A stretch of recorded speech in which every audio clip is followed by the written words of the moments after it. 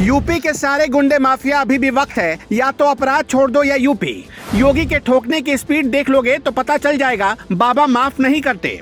6 साल 150 से ज्यादा अपराधियों का 72 हुरों से मिलन करा दिया। 1000 से ज्यादा एनकाउंटर अगली बारी अतीक और मुख्तार के बेटों की है। अब जरा योगी 2.0 सरकार में एनकाउंटर्स का हाल देखिए, जिससे आप 1 मिनट में समझ जाएंगे कि योगी आदित्यनाथ सरकार से पंगा मतलब जिंदगी तहस नहस करना। योगी आदित्यनाथ का लॉ एंड ऑर्डर पर जीरो टॉलरेंस की पॉलिसी है और योगी इससे कतई भी कोई समझौता नहीं करना चाहते। योगी आदित्यनाथ सरकार के दूसरे कार्यकाल के सिर्फ 100 दिनों में ही 525 से ज्यादा एनकाउंटर हुए।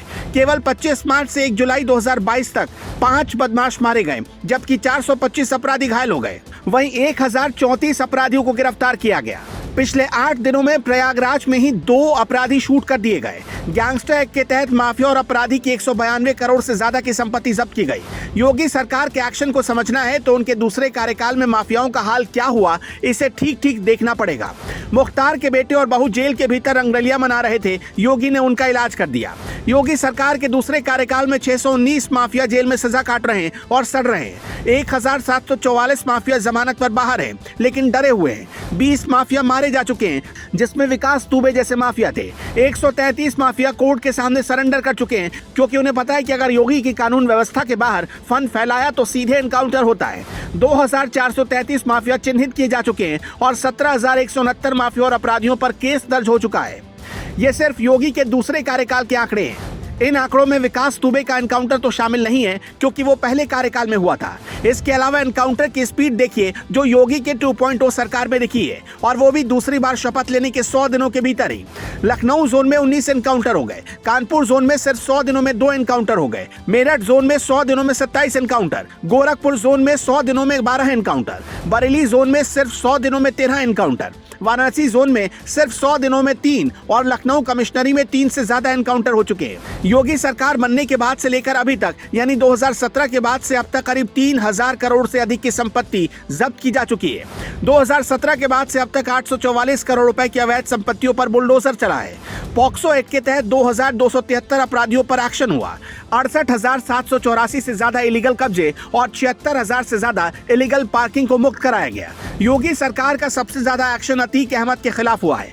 अप्रैल 2017 से लेकर अगस्त 2022 तक की संपत्तियों की जब्ती जारी रही। पिछली बार 24 अगस्त 2022 को अतीक की 3 संपत्तियों पर प्रयागराज प्रशासन ने कुर्की की कार्रवाई की थी, जिसकी कीमत 76 करोड़ रुपए थी। प्रशासन ने पिछले 2 साल में 52 बार अतीक के खिलाफ कार्रवाई की है।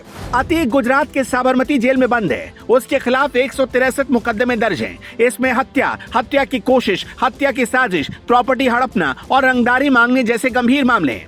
हालांकि इनमें से बहुत से मामलों में वो बरी हो चुका है। 38 मुकदमे ट्रायल पर हैं। अतीक का पहला मुकदमा 1979 में दर्ज हुआ था और अब उमेश पाल हत्याकांड में भी अतीक के खिलाफ FIR दर्ज की गई है। साथ ही 8 दिनों के भीतर प्रयागराज में अतीक के 2 गुर्गे 72 हुरों के पास भिजवाए जा चुके हैं। अतीक अहमद के बाद योगी सरकार की सबसे ज्यादा कार्रवाई मुख्तार अंसारी के खिलाफ हुई। अब तक 448 करोड़ रुपए की संपत्ति मुख्तार की जब्त की जा चुकी है। इसमें मुख्तार की संपत्ति के साथ उसकी पत्नी अफशा अंसारी, बेटा अब्बास अंसारी और भाइयों की संपत्ति शामिल है।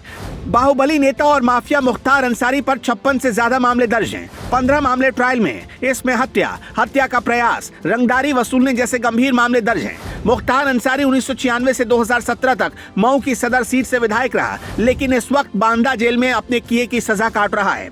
यशपाल तोमर मेरठ का नामी गैंगस्टर है। उसके खिलाफ 13 मुकदमे दर्ज हैं। जनवरी 2022 में STF ने उसे गिरफ्तार किया, तब से वो जेल में ही है। कोर्ट के आदेश के बाद यशपाल और उसके रिश्तेदारों की बागपत, दिल्ली और मेरठ में 153 करोड़ रुपए की संपत्ति जब्त की गई। उसका एनकाउंटर होते होते रह गया। बहराइच का भूमाफिया गैंगस्टर देवेंद्र सिंह उर्फ गब्बर सिंह की 110 करोड़ की संपत्ति कुर्क की गई। गब्बर के खिलाफ 56 मामले दर्ज थे। 1 लाख का इनामी रहा गब्बर, फिलहाल जेल में है। प्रयागराज का माफिया दिलीप मिश्रा 32 करोड़ की संपत्ति को लुटा चुका है, क्योंकि योगी का बुलडोजर उस पर चल गया। चाका का पूर्व ब्लॉक प्रमुख रहा दिलीप मिश्रा पर योगी सरकार के मंत्री नंद गोपाल नंदी पर हमला करने का आरोप है। यूपी के टॉप 10 अपराधियों में शुमार आजमगढ़ का ध्रुव कुमार कुंटू, उसकी 20 करोड़ रुपए की संपत्ति को प्रशासन ने जब्त कर लिया है। ध्रुव कुंटू D11 गैंग चलाता था।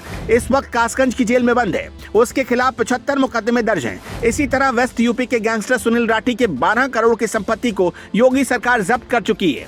ये सारे माफिया, सारे गुंडे और सारे नेता के वेश में बैठे अपराधी सब के सब इस वक्त थर्रा रहे हैं, कांप रहे हैं, क्योंकि योगी अपने रौद्र रूप में आ गए हैं और इस बार योगी किसी को नहीं छोड़ने वाले। पहले अरबाज ढेर हुआ, फिर उसके बाद उस्मान का नंबर आया, तो क्या अगला नंबर अतीक और मुख्तार के बेटों का है? कमेंट में अपनी राय हमें जरूर बताइएगा।